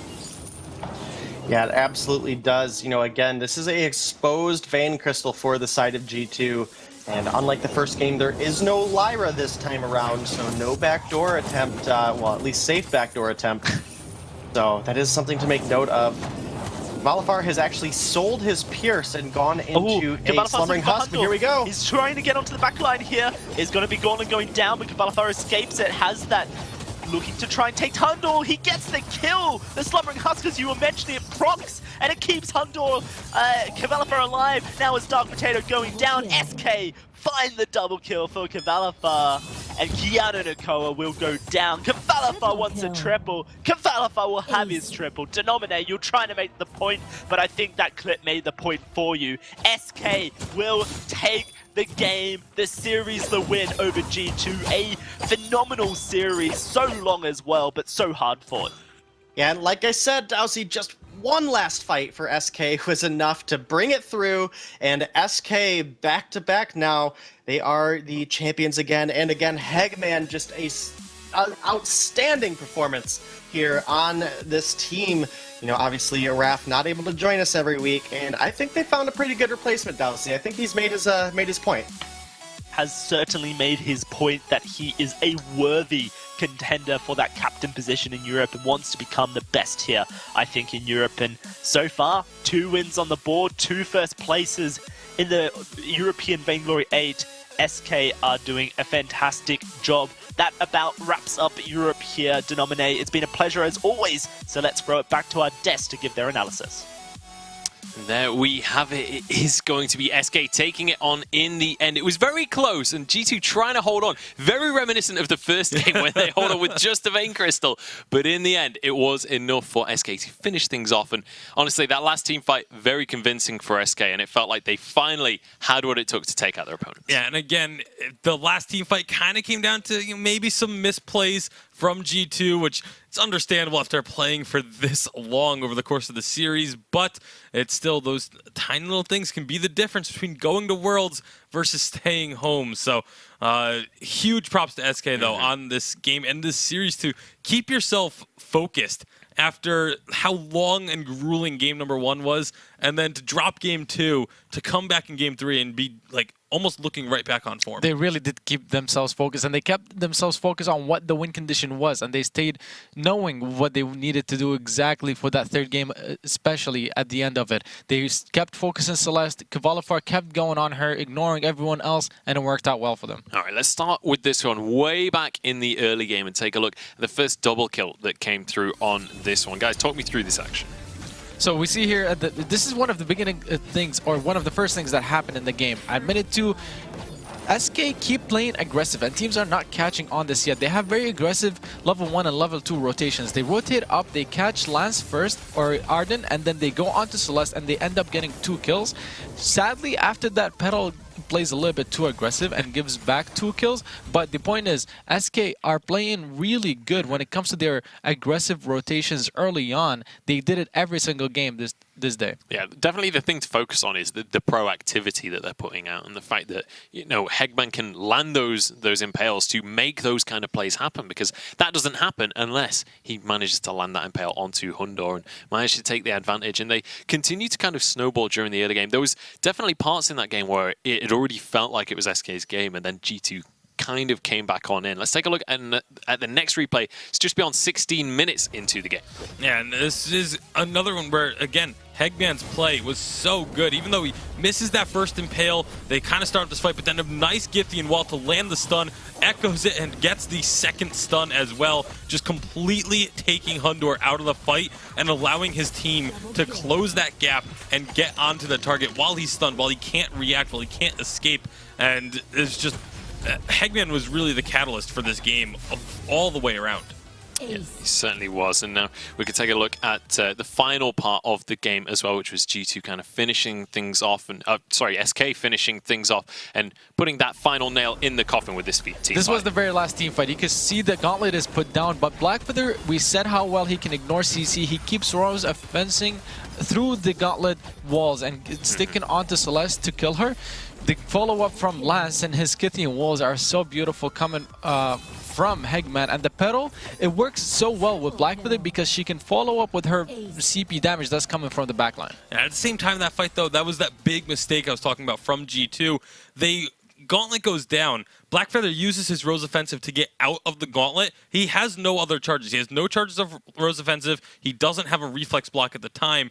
And for some reason, Celeste and it was both Hundor and Dark Potato just walked out of the Gauntlet where Kvalifar was. If they just stick in the Gauntlet, he can't re-enter without stunning himself. Like it's a really just that momentary lapse in judgment to walk out of the Gauntlet. Yes, you want to move away from the team fight, but you have to be able to recognize that the Blackfeather is not going to be able to re-engage on you because he just got himself out of the Gauntlet, and then they just kind of let him be able to re-engage onto them. Yeah, absolutely. Now, our MVP for this game, let's say G2 were going to be playing Sonic in this one, and they were defeated by Dr. Hegman himself, managing to take out those critters. And honestly, jokes aside, I mean, captains are not a raffing matter, but this guy absolutely played out of his mind across the course of this series. And honestly, since stepping into the roster, he has been playing, he's seriously increased the level of play overall. He really has, and that last game we saw it the most. The Kithian walls echo into another Kithian wall. It's just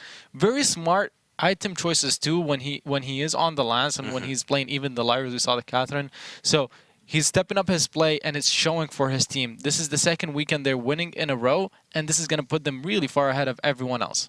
Yeah, I mean, when we talk about points, like SK now has a healthy lead ahead of everyone else. They are feeling comfortable moving forward into week number 3. They're exactly where Mouse was, if you remember the start of last season. Let's take a look at our bracket, actually, at the end of today for Europe. Salty Potatoes actually managing to get a 2-0 against Mouse Sports in our 3rd place match. In fact, across the board, only 2 2-1s here in Europe. Everything else was 2-0s across. Yeah, it was really impressive play from all the teams that were able to pick up these 2-0s. But, I mean, SK, just again, looking so dominant. There's a reason why we've been saying that this is Europe's best chance, and they're showcasing that. Absolutely. Let's take a look at our standings now at the end of week number 2 for Europe. You can see SK Gaming feeling very comfortable up there on 16 points. G2 now in 2nd place, though, with 11. Then everybody else starting to trail behind just a little bit.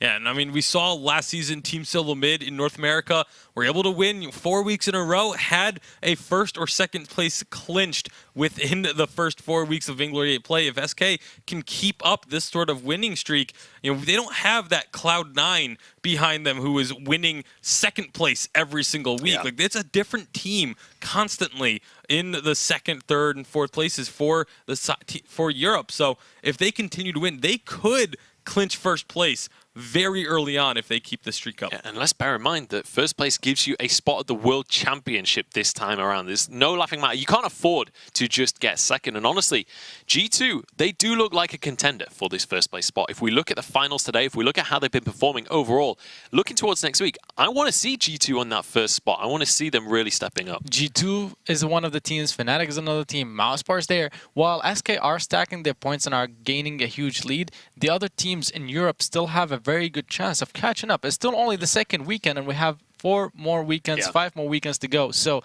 the European teams need not to give up and need to just keep trying to improve to catch up to SK.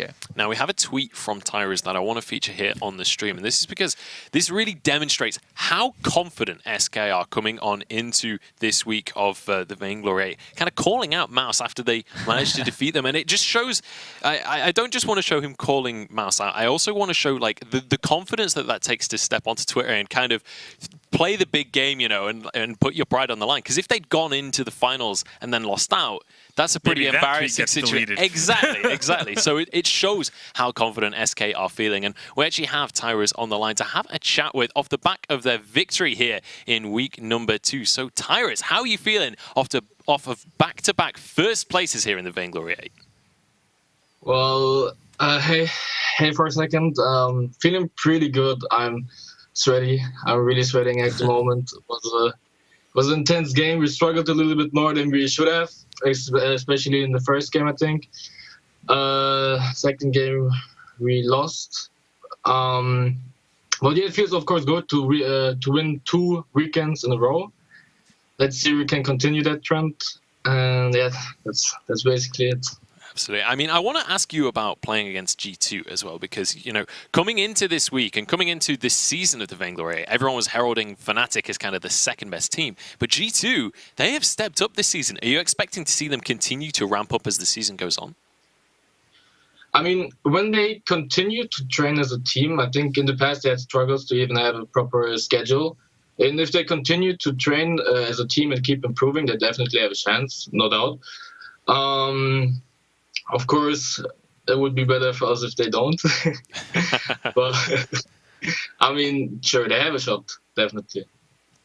Yeah, I mean, so stepping away a little bit from the regular season for autumn here and thinking about the Mobile Masters that will be happening in Las Vegas, how are you guys thinking and feeling about that competition, especially the international experience that you will be able to take back to Europe and help you as the season goes on? How are you thinking about it?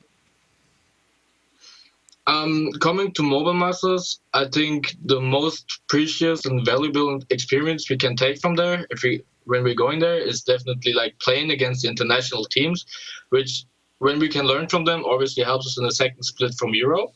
And yeah, this will be just helping us a lot, I think. All right, well, great congratulations on this week. How are you feeling coming into the rest of the split then? Do you have special preparations that you're doing to make sure that you can stay on top of the game and no one else can keep up with you guys?